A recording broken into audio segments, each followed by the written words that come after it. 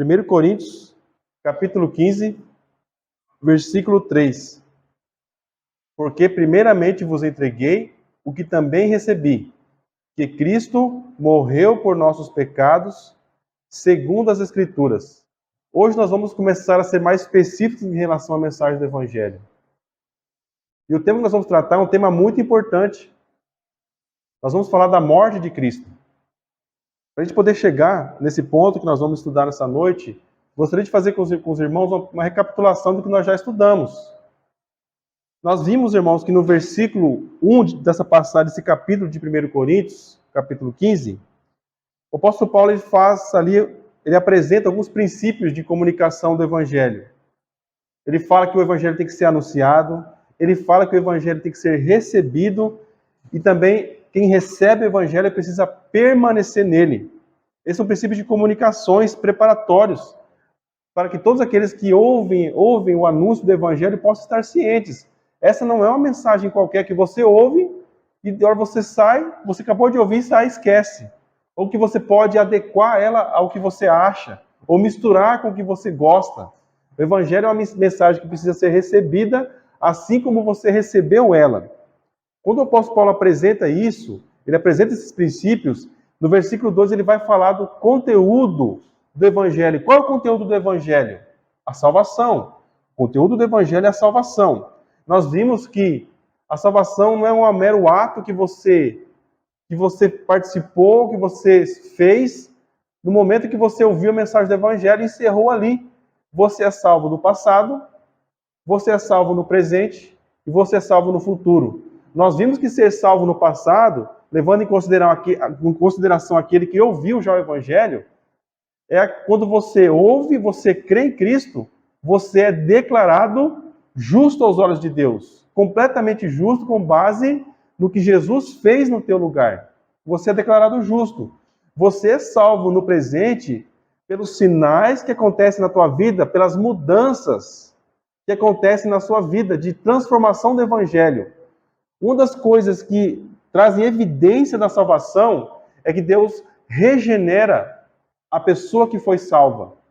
Existe um processo de regeneração e de santificação que são ali sinais de que essa obra de salvação que aconteceu lá no passado, ela aconteceu de verdade. E no futuro nós seremos ainda salvos de qualquer presença do pecado em nosso ser. Nós seremos glorificados.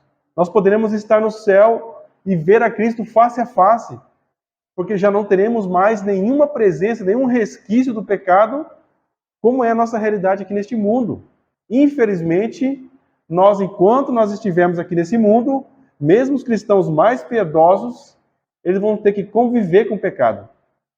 É uma péssima companhia que você vai ter que conviver até o teu último suspiro.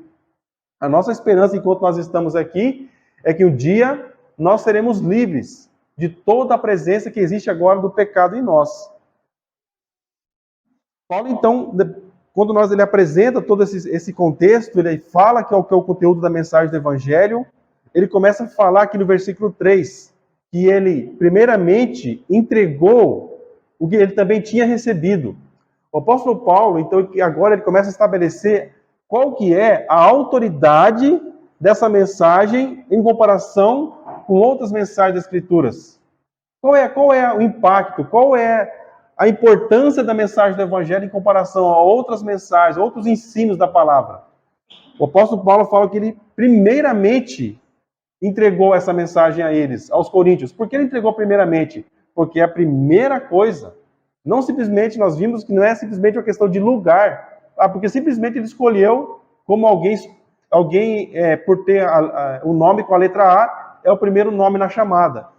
Não somente por isso, é a primeira mensagem, porque é a mensagem de maior importância. Quando ele estabelece essas coisas, então ele começa não só a dizer qual é a mensagem do Evangelho, que é a salvação, ele começa a descrever a mensagem do Evangelho. Paulo recebeu essa doutrina do Senhor Jesus Cristo por inspiração. Sabemos que essa mensagem foi progressivamente revelada nas Escrituras, a mensagem do Evangelho. No Antigo Testamento, essa mensagem foi revelada ao povo de Deus de diversas formas e tipos.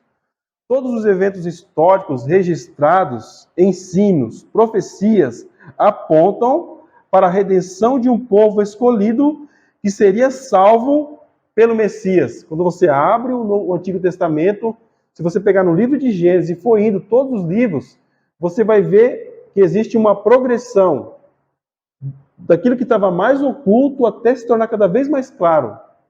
Começa falando em Gênesis e vai indo. As descrições do Evangelho são cada vez mais claras.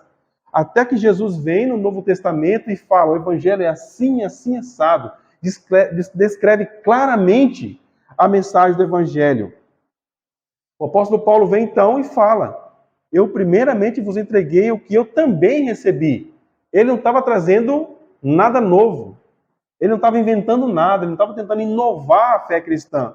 O apóstolo Paulo também recebeu a mensagem do Evangelho, mesmo que o contexto em que ele recebe é um contexto de inspiração, onde o próprio Jesus Cristo revela o Evangelho para ele, ainda assim, quando Jesus revela o Evangelho, não acrescenta nada. Não acrescenta absolutamente nada, nós vamos ver aqui que ele vai demonstrar isso. No Novo Testamento, o Messias, o Salvador, surge no cenário mundial, em Israel, de acordo com as Escrituras. Ele não somente interpreta as profecias sobre a redenção do seu povo, como declara, sem sombra de dúvidas, que ele mesmo era o Messias prometido e convoca a todos a se arrependerem e crerem em seu Evangelho, ensinando essa mensagem de uma maneira clara e direta. E nós, como cristãos, qual que é o nosso dever? Entregar o Evangelho que também nós recebemos um dia. Esse é o nosso dever mais básico, sem tirar nada dele, sem acrescentar nada a ele, sem fazer qualquer mistura ou sem diluir a mensagem do Evangelho para adequar a algum contexto ou à cultura do momento. Irmãos, o Evangelho nunca ele vai se encaixar na cultura que nós vivemos.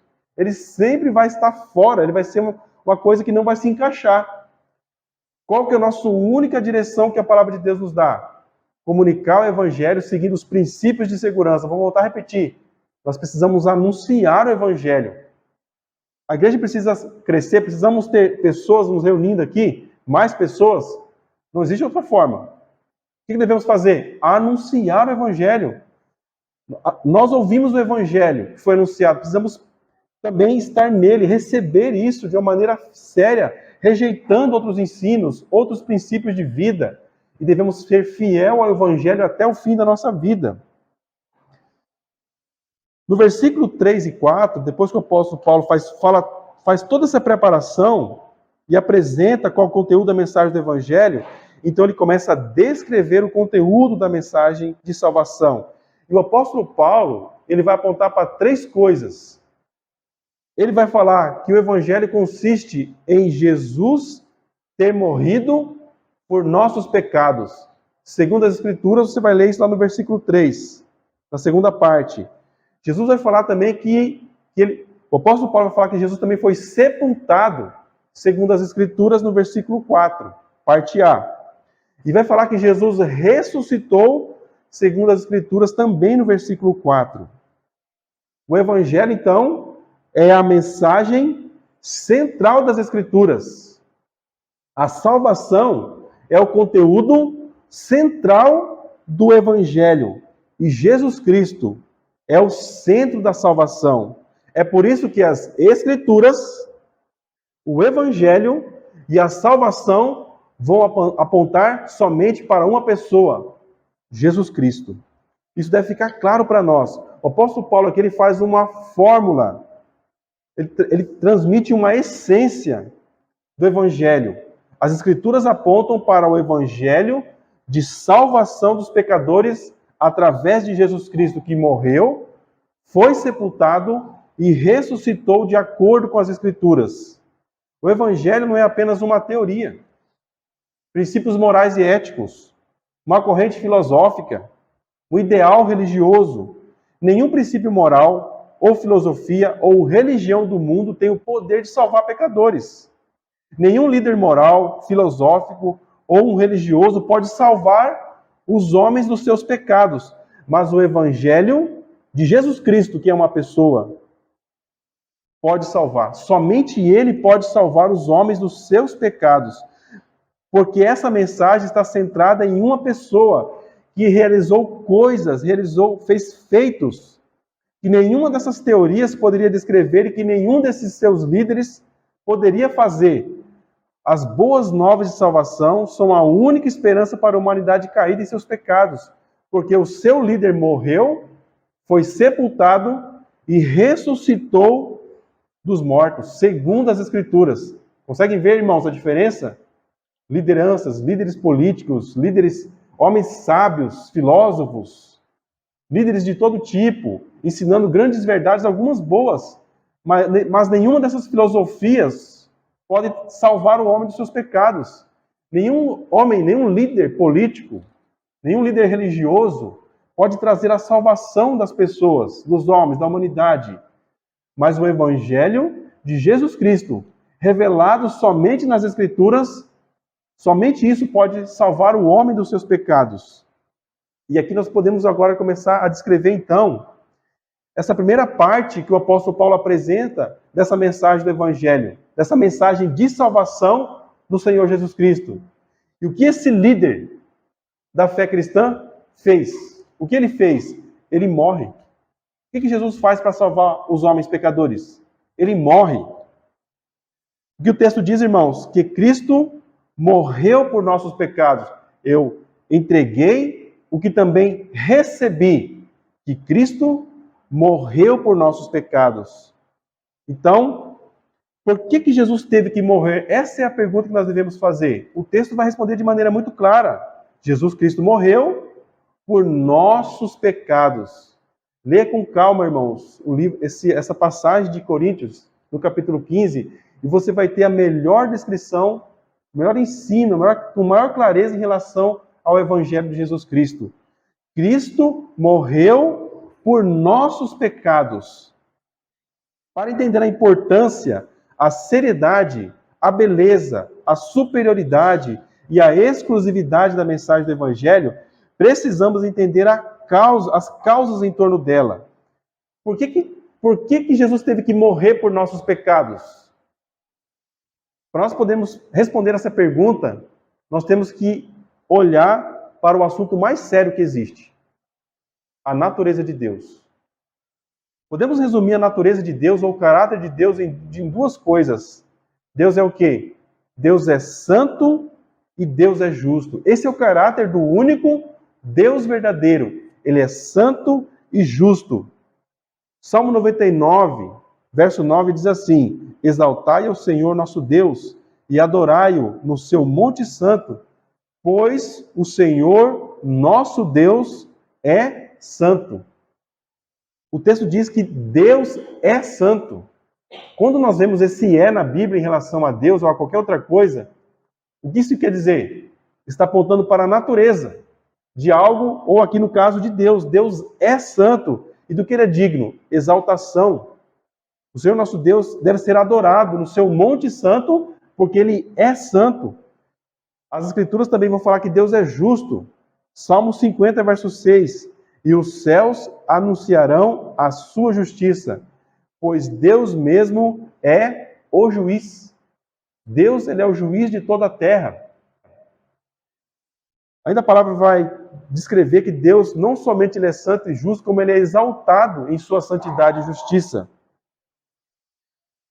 Isaías capítulo 5, versículo 16. Porém, o Senhor dos exércitos será exaltado em juízo, e Deus, o Santo, será santificado em justiça. Isaías 33, verso 5. O Senhor está exaltado, pois habita nas alturas, encheu a Sião de juízo e justiça. Nós vemos dois contextos aqui onde Deus é exaltado em juízo. Em toda a terra, os céus anunciam a justiça de Deus. Mesmo dentro do povo dele, dentro de Sião, Deus é exaltado em justiça e em juízo. Irmãos, então nós vemos aqui descrições muito resumidas. Nós temos tantos outros textos que os irmãos podem consultar, que vão apontar para Deus como santo e justo. Nós adoramos a Deus como o único Deus verdadeiro, porque ele é santo e justo de uma maneira incomparável. Nenhuma das suas criaturas é justa ou é santa. Nós sabemos disso. Somente Deus, em sua essência, é justo e santo. Isso, irmãos, nos leva para um outro extremo. Nós acabamos de descrever a natureza de Deus, o caráter de Deus, para podermos responder por que Jesus teve que morrer por causa dos nossos pecados. Primeira coisa que deve ficar claro, por causa da natureza e do caráter santo e justo de Deus. Qual é a natureza do homem? Como a Bíblia descreve o homem? O homem é mau e pecador. Eu sei que isso não é novidade para os irmãos têm estudado isso já com muito empenho, mas vamos apresentar aqui de maneira bem breve alguns versículos que fundamentam essa verdade e para a gente poder trazer para esse contexto que nós queremos estudar nesta noite, que é a causa de Cristo ter morrido na cruz por causa dos nossos pecados. Gênesis 6:5.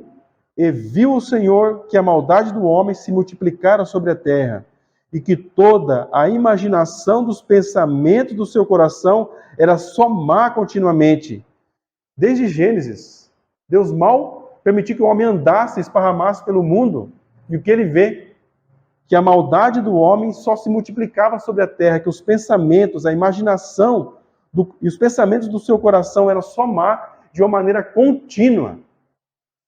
Desde o comecinho, quando Deus olha para nós aqui, milênios depois disso, como será que ele olha para a humanidade? Será que mudou alguma coisa? Acredito que só piorou. Quanto mais se multiplica o homem sobre a terra, maior o nível de iniquidade e de maldade do ser humano. Coisa que nós já estudamos aqui. Por que existem tantos problemas no mundo? É o meio que nós vivemos, são as políticas públicas, a economia, enfim, tantas outras coisas que os homens falam. Jesus vai falar. É o coração do homem. São os pensamentos dos homens, é o desejo do homem é mau. A natureza do homem é má, a palavra vai dizer isso. Romanos 3:10. Como está escrito? Não há um justo, nenhum sequer. O pecado ele é universal. O pecado abrange todo ser humano. Irmãos, essa verdade é tão escandalosa, nós não chocamos com ela. Dificilmente nós conseguimos viver à altura dela. Parece que Deus tem como fazer com o peixe, tirar o peixe fora d'água, para que ele possa ver que ele sem fora d'água ele não tem ar. Para ele entender a realidade. Nós precisamos olhar para a palavra para a gente poder perder o ar, perder o fôlego, sair da realidade do mundo e olhar para as Escrituras, que é a realidade espiritual que nós devemos olhar. Irmãos, o homem só vem ao Evangelho, só vai ouvir as boas novas de salvação se ele entender isso. E é um problema muito grande, porque muitas pessoas estão frequentando as igrejas, mesmo igrejas sérias que ensinam o Evangelho, e vão para o inferno. Porque ele não ainda ouviu e não se deparou com essa realidade sobre a sua existência. Ele não consegue fazer o contraste entre o Deus verdadeiro e a sua realidade de pecado. Ele está mergulhado em mentira e engano, auto-engano. Por isso, irmãos, a palavra de Deus é a nossa única segurança de conhecer a verdade, de conhecer o Evangelho. Romanos 3,18, não há temor de Deus diante dos seus olhos. O que melhor descreveria os homens? A falta de temor a Deus. As pessoas não têm temor a Deus. Quando elas cometem algum erro, elas têm medo, às vezes, da reprovação de outros seres humanos, da sociedade. Mesmo os políticos mais corruptos, os homens mais criminosos da terra, têm vergonha da opinião pública.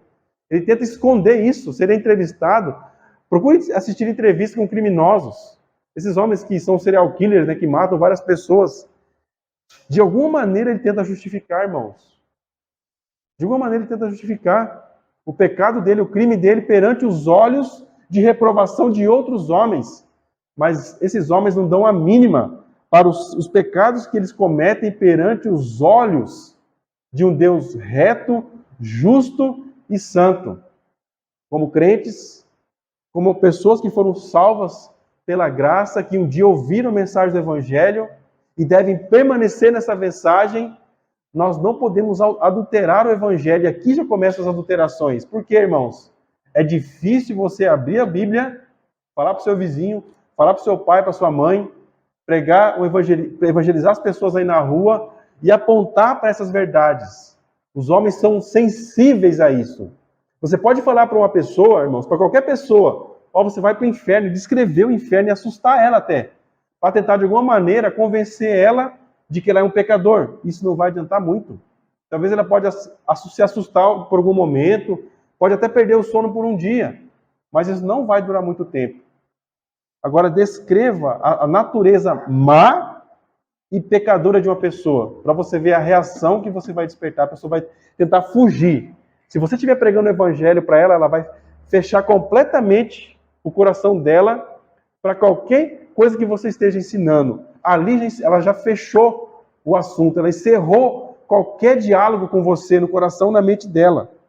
Porque, irmãos, é muito difícil alguém olhar para si mesmo e chegar à conclusão: eu sou um pecador mau, eu não sou bom e justo como eu penso.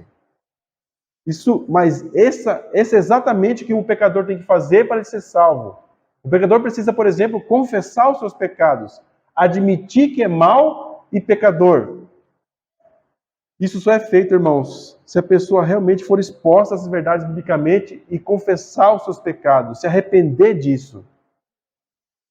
A palavra de Deus ainda vai trazer mais algumas coisas. Você tem uma natureza má, você é um pecador por natureza, e o que você faz? Você quebra a lei de Deus e você merece ser julgado por Deus. Salmo 9,17: os ímpios serão lançados no inferno, e todas as nações que se esquecem de Deus. Não precisa ser um grande teólogo para poder entender o que esse texto está dizendo de maneira tão clara. Para onde os ímpios vão, aqui de acordo com esse texto? Os ímpios serão lançados no inferno. Ímpio é uma palavra latina para pecador. Todos nós somos colocados aqui nesse mundo com uma natureza ímpia. Qual é o destino de todo homem? Se for seguir o curso natural da sua existência, inferno. O texto vai falar ainda que todas as nações que se esquecem de Deus. O que é se esquecer de Deus?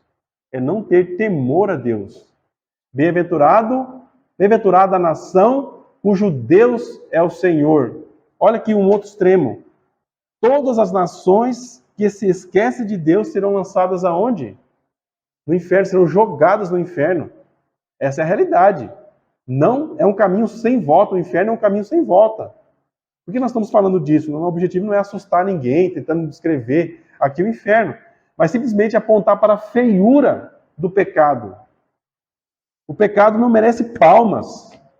O pecado não merece recompensas como o mundo apresenta. Ah, se eu esconder melhor o meu pecado, eu vou conseguir mais palmas. É o máximo que o mundo faz, irmãos.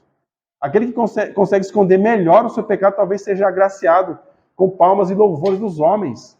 Mas o que a Bíblia diz sobre o pecado, sobre a nossa natureza? Para onde isso está nos levando? Para o inferno. O texto fala que nações inteiras que não temem a Deus, que se esquecem de Deus. Irmãos, nós vivemos num mundo onde as pessoas se esquecem de Deus. Se você se esquece de Deus, você está se esquecendo também das promessas que Ele deixou aqui na terra. Promessas de salvação. Promessas de reconciliação com Deus. De você poder novamente se unir a Deus, porque você está separado de Deus. Você vem numa condição natural de separação de Deus, do teu Criador. Mas se você se esquece de Deus juntamente com outras pessoas, você está indo para o inferno. Hebreus 9:27 é um versículo tão conhecido. E aos homens estão destinados a morrer uma vez, vindo depois disso juízo. Morte e juízo. Onde é esse juízo? Inferno. Lugar de destruição eterna, afastado de Deus. Todos nós merecemos a morte e o inferno. Essas duas coisas terríveis são o castigo que merecemos por pecar contra Deus, violando os seus mandamentos, para viver em rebelião à sua santa vontade. Irmãos, são poucas pessoas que estão aqui, mas aqui nesse momento estou falando com a alma de cada um de vocês aqui, com muito piedade e amor. Considerando que todos precisam ouvir o Evangelho aqui nesta noite e responder ao Evangelho.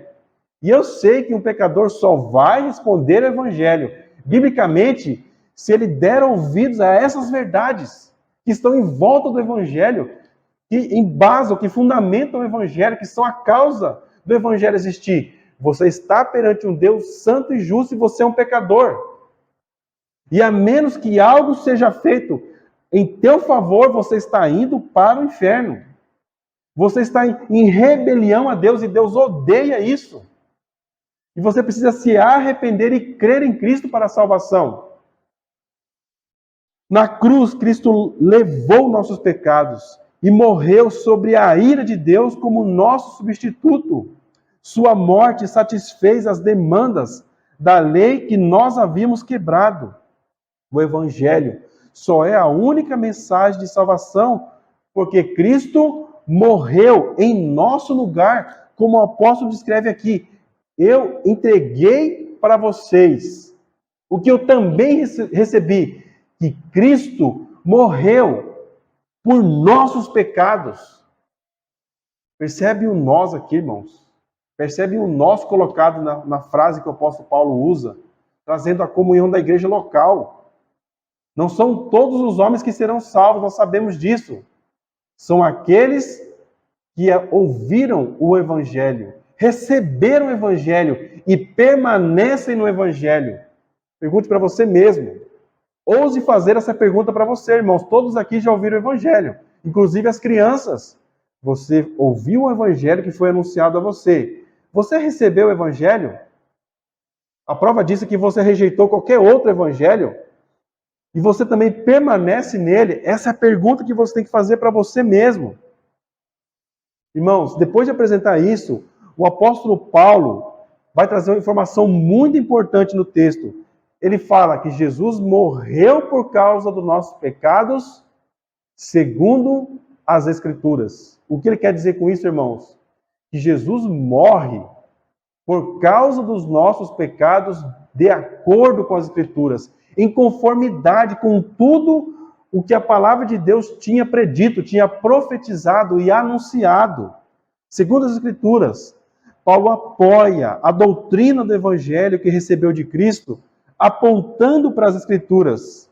Embora tivesse recebido uma revelação diretamente de Cristo, essa revelação não acrescentou nada que já não estivesse profetizado e ensinado no Antigo Testamento, e revelado diretamente por Jesus e entregado aos apóstolos no Novo Testamento. Nós vamos pegar essa maneira como o apóstolo Paulo usa para fundamentar a mensagem do Evangelho. O apóstolo Paulo está remetendo os ouvintes do Evangelho para onde aqui? Não somente para a revelação direta que ele tinha dito, que embora esteja nas Escrituras, aqui, no cânon das Escrituras, ele quer que você cumpra o teu dever de casa. O apóstolo Paulo quer que você escute isso que ele está falando aqui em Coríntios, mas ele quer que você vá para as Escrituras. Por isso ele fala, segundo as Escrituras. Vamos ler alguns textos e colocar um em confrontação com o outro, para a gente entender o que o apóstolo Paulo quer dizer. Aqui nós vamos seguir rápidos, irmãos, por causa do tempo. Nós sabemos que em Romanos 3 e 23, existe uma descrição universal de todos os homens. O que diz lá? Porque todos pecaram e destituídos estão da glória de Deus. Mas qual é a profecia do Evangelho que existe em Isaías? Capítulo 53, versículo 6. Na cruz, Deus carregou em Cristo os pecados de todos nós. Se você ler Isaías 53, você vai ver lá que o Messias prometido ele iria carregar as iniquidades de todos nós. Em Gálatas 3:10 vai dizer que todos nós estamos debaixo de uma maldição, a maldição da lei. Mas Cristo nos redimiu, nos salvou, nos resgatou da maldição da lei. Como ele faz isso em Gálatas 3:13? Ele se fez maldição em nosso lugar. Nossos pecados haviam feito uma separação entre nós e o nosso Deus. Isaías 59, verso 2. Mas o que Jesus faz na cruz? Cristo morreu desamparado em nosso lugar. Ele ficou separado, como nós lemos no Salmo 22, foi desamparado. Ele clama a Deus, Deus meu, por que me desamparastes? Eloi, Eloi, lama sabachthani.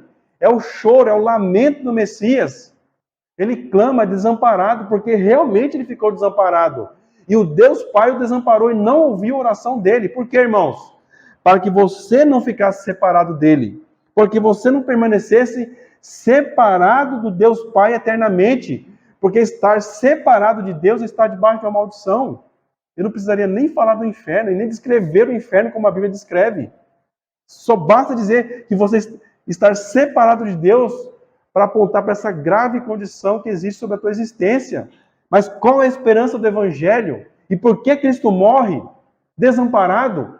Para que nós não estejamos separados de Deus. Essa é a pior coisa que pode existir sobre a existência de um homem, é estar separado do maior bem que existe, do bem mais precioso que existe, que é Deus. E, sinceramente, eu gosto mais de apontar, de apelar para isso quando eu prego o Evangelho. Você está sendo separado do que melhor existe, do melhor ser que existe, que é Deus, se você não está em Cristo e se você não dá ouvidos ao Evangelho. Você está separado da comunhão com Deus. Você está separado de todas as bênçãos que Deus promete na palavra, se você não está em Cristo, se você não dá ouvidos ao Evangelho.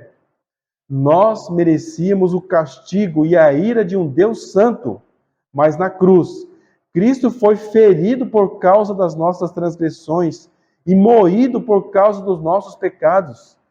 Dificilmente a gente consegue ler Isaías 53 sem chorar. Isaías 53:5, ele foi ferido, ele foi esmagado. Isaías 53 vai falar disso, foi moído por causa das nossas transgressões. O salário do pecado, qual é, irmãos? Qual é o salário do pecado? Romanos 6:23 é a morte. Mas na cruz, Cristo morreu por causa dos nossos pecados, uma vez para sempre, o justo pelos injustos, para levar-nos a Deus. 1 Pedro 3,18. Esse é o salário do pecado. Por que nós morremos, irmãos? Porque nós pecamos. Por que as crianças morrem? Porque a sua natureza é pecaminosa. Porque jovens morrem. Porque velhinhos morrem. Porque todo ser humano que nasce na terra um dia vai ter que morrer. Porque são pecadores. Qual a esperança que existe para os homens que morrem? Uma outra morte. A morte de um ser infinitamente santo e valioso e poderoso e infinitamente amoroso, que é o Senhor Jesus Cristo. É a morte dele que nos dá a esperança para a nossa morte. E é por isso que o apóstolo Paulo aponta para isso, que parece estranho quando nós olhamos. Como que a morte pode ser a esperança para a morte? A morte do Senhor Jesus Cristo é a esperança para a morte. Para nós que já tivemos os nossos amados, que já morreram em Cristo, nós podemos olhar para eles, ou lembrar deles, com a esperança de que vamos nos encontrar na glória, porque Cristo morreu. Qual a mistura isso traz em nós de sentimentos? Ao mesmo tempo que você se alegra em saber que Cristo morreu, porque essa é a nossa única esperança, ao mesmo tempo isso é tão triste. Saber que o Filho de Deus morreu. O Filho de Deus morreu em nosso lugar. Essa é uma grande mistura, mas as Escrituras é a dureza do Evangelho. É o lado duro do Evangelho. Existe esperança para você, mas alguém que é o melhor herói, Isaac, de todos, o Senhor Jesus Cristo, ele morre para nos salvar. Não existe ninguém que faça isso, que tenha feito. A palavra vai dizer que pode ser que alguém queira morrer por um amigo, mas quem vai ousar morrer por um inimigo? Na nossa condição de pecado. Nós somos inimigos de Deus. Nós vamos apontar para isso mais daqui a pouco. Irmãos, isso nos leva para um outro ponto aqui que eu gostaria de conversar com os irmãos e estudar nesta noite. A necessidade da morte de Cristo. O apóstolo Paulo vai falar que é por causa dos nossos pecados nós fomos destituídos da gloriosa presença de Deus. Essa é a primeira necessidade que eu gostaria de apontar. Jesus morre por causa dos nossos pecados. E isso, irmãos, era necessário porque nós fomos destituídos por causa do pecado da presença gloriosa de Deus, desde Adão. No primeiro pecado, não é no segundo.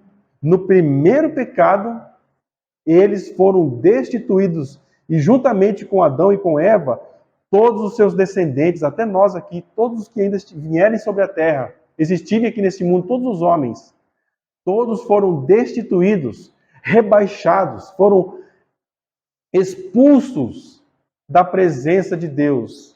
que acontece com Adão e Eva quando eles pecam no paraíso, onde a presença de Deus estava ali com eles, em plena comunhão? Eles são banidos do jardim. O que acontece, irmãos, com todos nós? Todos nós somos banidos da presença gloriosa de Deus.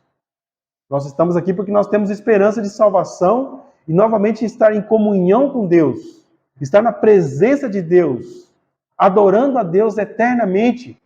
Por que nós podemos ter essa esperança? Porque Cristo morreu por causa dos nossos pecados que fazem a gente estar destituído da presença da glória de Deus. A glória de Deus é maravilhosa, mas nós lemos nas Escrituras que os serafins queimam diante dela. Que eles não podem sequer olhar para ela. Que o ser deles queima diante da glória de Deus. A mesma glória que nos chama à adoração, que faz o nosso coração ferver em comunhão, que faz brotar de nós louvores em adoração a Deus, é a mesma glória que bane pecadores da presença dele. Por isso Cristo, então, tem que morrer por causa dos nossos pecados. Uma outra necessidade que levou à morte de Cristo, vou repetir aqui, o salário do pecado é a morte. Jesus necessitava morrer, porque a lei de Deus diz que a punição pelo pecado é a pena de morte. Parece é tão distante de nós, né? Quando a pessoa morre, a gente fica triste, né? Como temos que ficar. Ah, essa pessoa viveu demais. Essa pessoa isso. Ah, a pessoa passou mal e morreu. Nós colocamos as causas, né?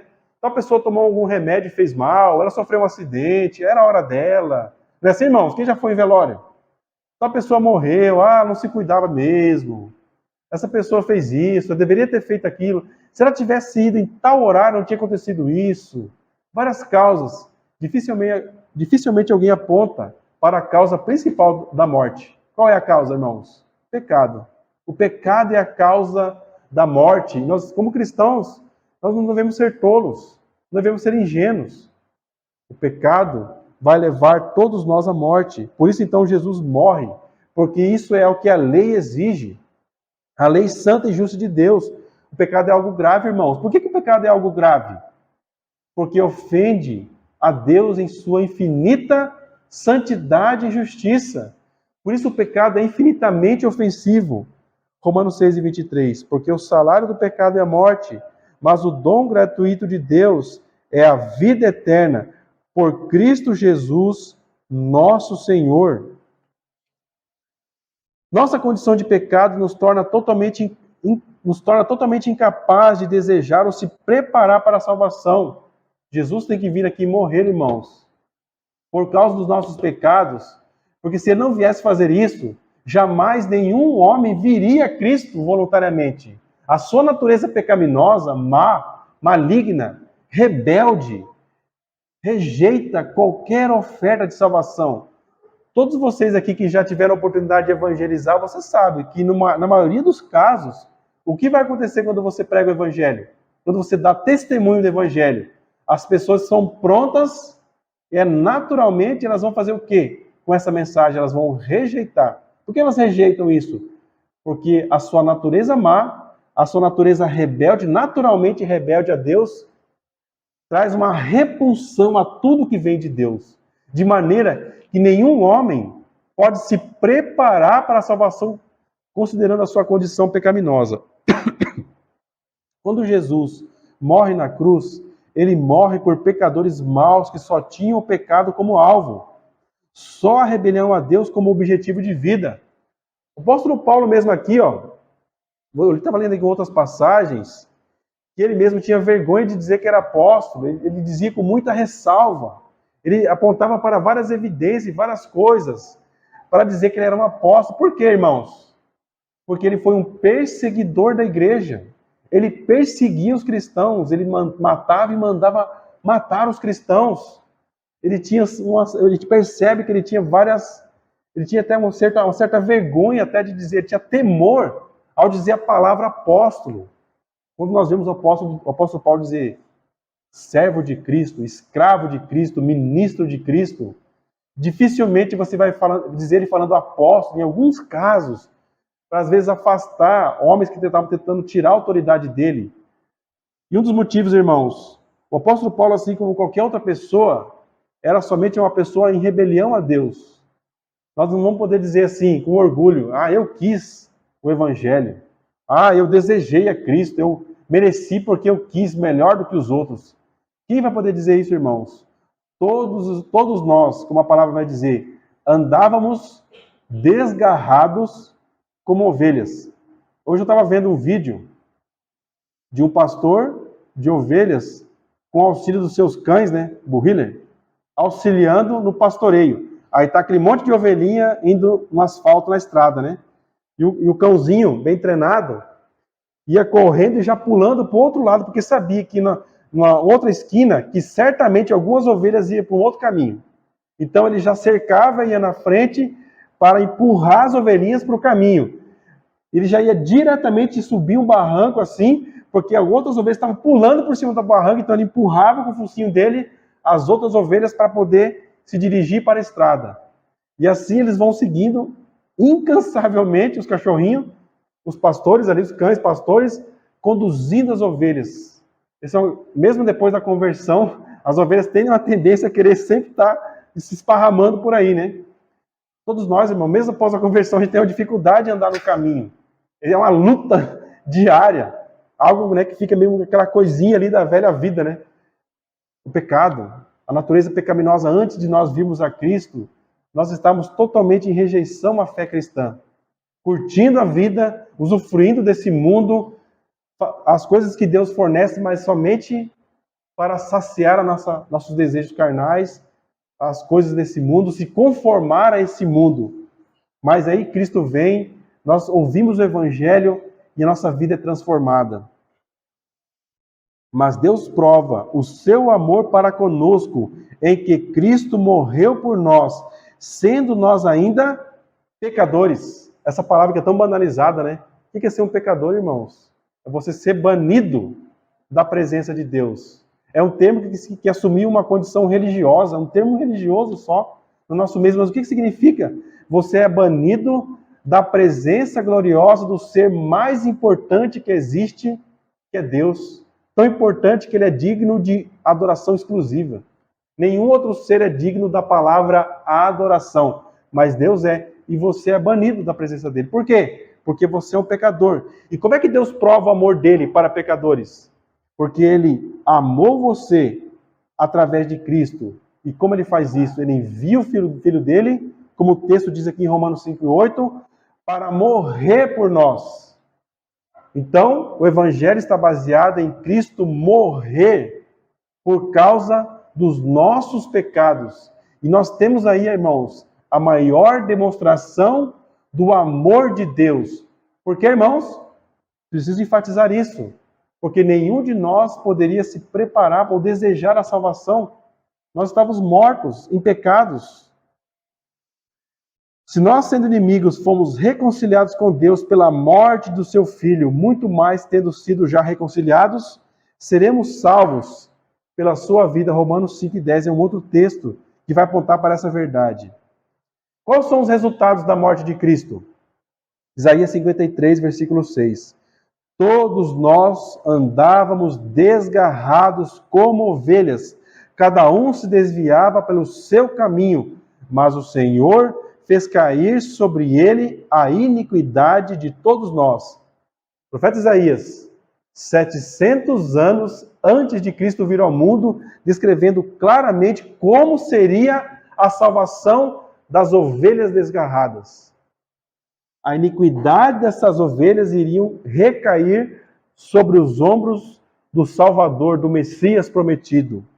Isaías 53:5, mas ele foi ferido por causa das nossas transgressões, e moído por causa das nossas iniquidades. O castigo que nos traz a paz estava sobre ele, e pelas suas pisaduras fomos sarados. É o castigo de Cristo, é o sofrimento dele que nos traz a paz.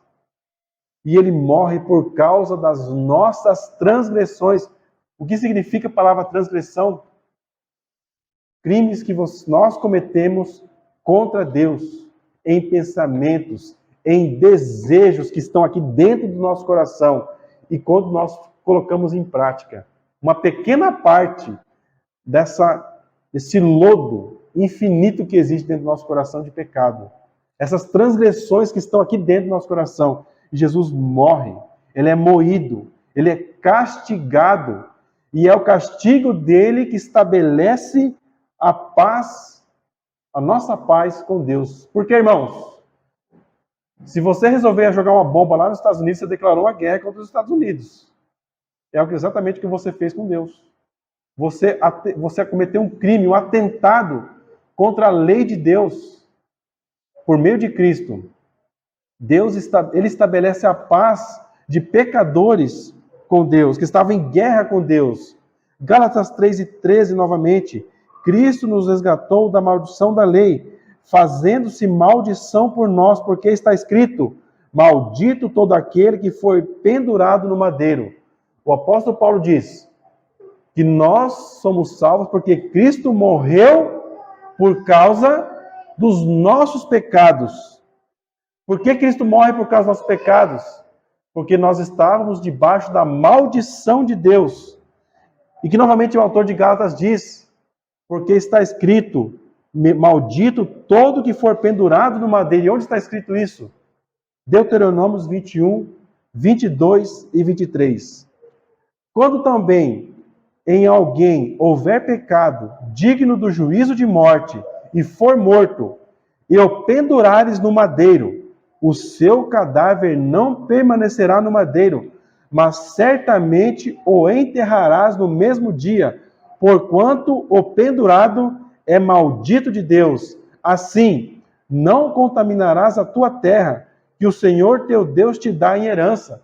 Irmãos, o texto de Deuteronômio, na lei de Deus, no Antigo Testamento, de maneira profética, aponta para a morte de Cristo, uma morte que é feita, que foi executada para apontar para a maldição do pecado. Nós somos dignos da maldição da lei, nós estamos debaixo dela. E como que Cristo morre? Cristo morre amaldiçoado debaixo da lei de Deus. Isso nos leva, irmãos, para uma aplicação, para nós encerrarmos. Nossa condição de pecado faz com que a gente se afaste ainda mais de Deus e tente esconder nossa condição de pecado dos seus olhos. Gênesis capítulo 3, versículo 7. O que fizeram Adão e Eva? Quando eles pecaram e aí eles caíram no seu estado de inocência. O que eles fazem? Eles confessam o pecado deles perante Deus quando Deus aparece. O que eles fazem? Costuram com folhas de figo, fazem um avental para ocultarem o seu pecado. Por que o ser humano faz isso, irmãos? É algo instintivo da natureza pecaminosa caída. É a primeira coisa que Adão e Eva fazem, instintivamente, sem ninguém ensinar. Deus não ensinou eles a fazer isso. Quem ensina eles? Quando eles caem em pecado, instintivamente é o que o ser humano tenta fazer. Esconder a sua natureza pecaminosa da face de Deus, dos olhos de Deus. Outra coisa que o ser humano faz diante do seu pecado é se aproximar de Deus em arrependimento? Não, o que ele faz? Foge de Deus, se afasta de Deus, se afasta de qualquer esperança de se reconciliar com Deus. A morte e o inferno são os destinos fatais e inevitáveis para todos os que vivem dessa forma. E quem que vive dessa forma? Qualquer pessoa que ainda não deu ouvidos ao Evangelho, que aponta para o Senhor Jesus Cristo, que morreu por causa dos pecadores. Essa é a verdade, é um dos principais fundamentos da salvação dos homens, a morte de Cristo. Se uma pessoa vive longe dessa verdade, ele não dá importância, não liga para isso, como ele está buscando se salvar diante dessa realidade, irmãos? Se escondendo e fugindo de Deus. Esse caminho de fuga e se escondendo de Deus, errante, fora da presença de Deus, vai levar ele para onde? Morte e inferno. Nossa tendência natural, então, é fazer uma outra coisa. Se escondendo de Deus e fugindo do único Deus verdadeiro. Criar ídolos. Fazer imagens, seja construindo um bonequinho de barro, de gesso, ou criando ídolos no nosso próprio coração. E se curvando a esses ídolos para que esses ídolos possam trazer algum tipo de salvação que nós criamos na nossa mente.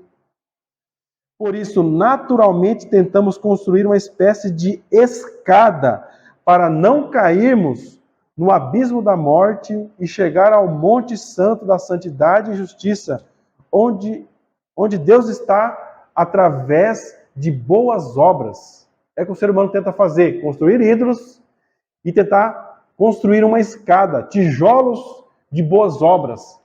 O ser humano faz isso, irmãos. Como ele faz isso? Com boas obras. Ele tenta ser mais sábio que o seu colega. Ele tenta talvez ser mais justo que os seus colegas. Ele tenta justificar os seus pecados das maneiras mais tontas que se possa pensar. Por que ele faz isso?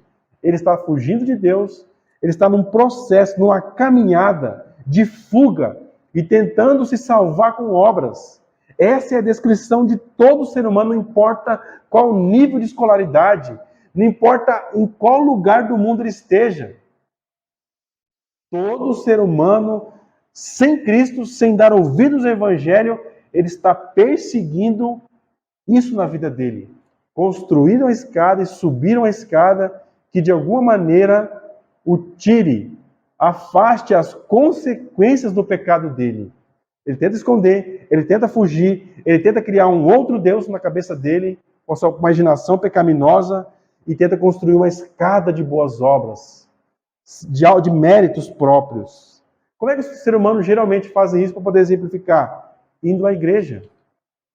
Às vezes as pessoas vão à igreja para receber uma dose, algum tipo de dose de salvação por obras. Eu estou indo no culto, eu estou participando ali de um ritual que um homem, um sacerdote está fazendo em meu lugar. Eu estou contribuindo, eu estou me reunindo com aquelas pessoas ali.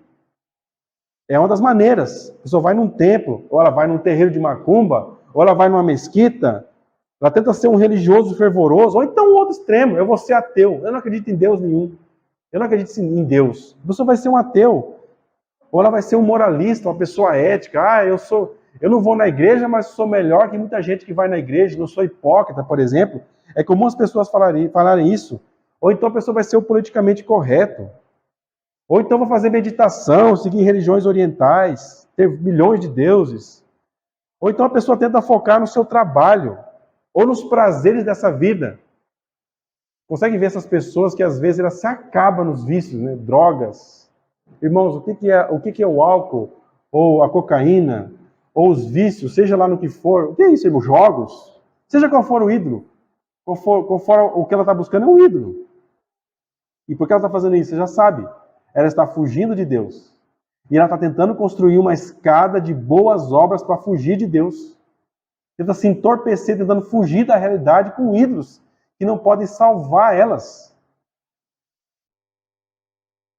Nossa moralidade, sabedoria e religiosidade são insuficientes, porque qual que é o pagamento necessário por causa dos nossos pecados, irmãos? Biblicamente, é a morte. Toda essa volta que as pessoas dão, tentando fugir de Deus, tentando se salvar por obras, não vai resolver em nada. No final das contas, ou é Cristo, ou é a tua morte. A justiça, por causa da transgressão dos pecados, exige uma punição. Qual é a punição? Pena de morte. Outra coisa, Deus não quer nem saber daquilo. Você só está acrescentando pecado aos teus pecados. Nada mais que isso. A tua rebelião. Os nossos esforços são como a escada de boas obras que passamos a vida toda construindo para tentar fugir das consequências dos nossos pecados. Mas no fim, essa escada de boas obras não nos ajudará a subir ao céu. Essa escada vai nos fazer descer para a sepultura e o inferno, que são os nossos destinos finais.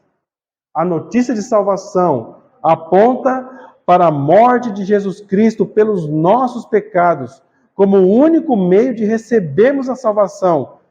Jesus desceu do seu trono de glória eterno e veio a este mundo para morrer uma morte horrível e vergonhosa pelos pecados do seu povo. Efésios 4:10.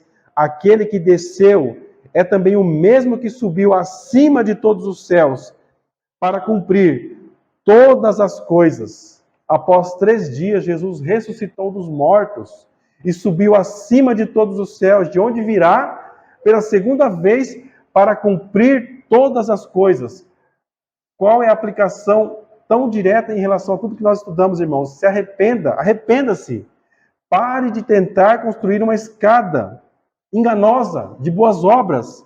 Você pode até acreditar que ela está te conduzindo para cima, mas a verdade é que ela está te levando para baixo. Creia em Cristo Jesus, que desceu do céu, sendo obediente até a morte, e morte de cruz, Filipenses 2:8. Somente Jesus Cristo subiu o monte da santidade de Deus por seus próprios méritos. Leia o Salmo 24.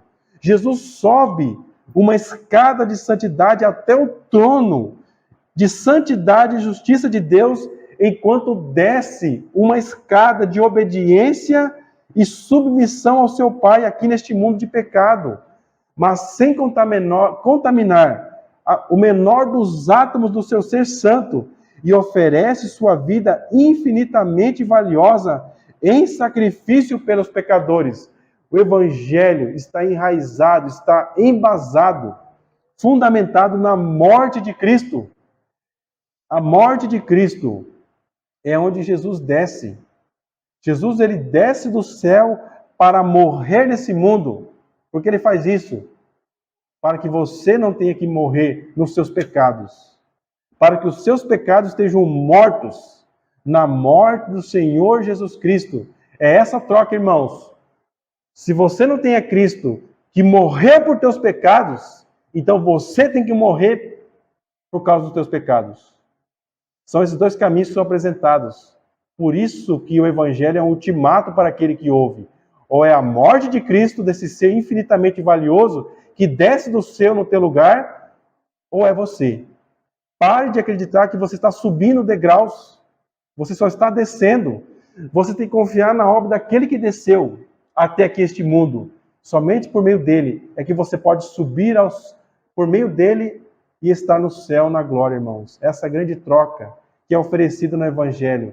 E é para ela que Jesus aponta, é para ela que as Escrituras apontam. E é para ela que você deve ouvir. Amém? Vamos orar agradecendo.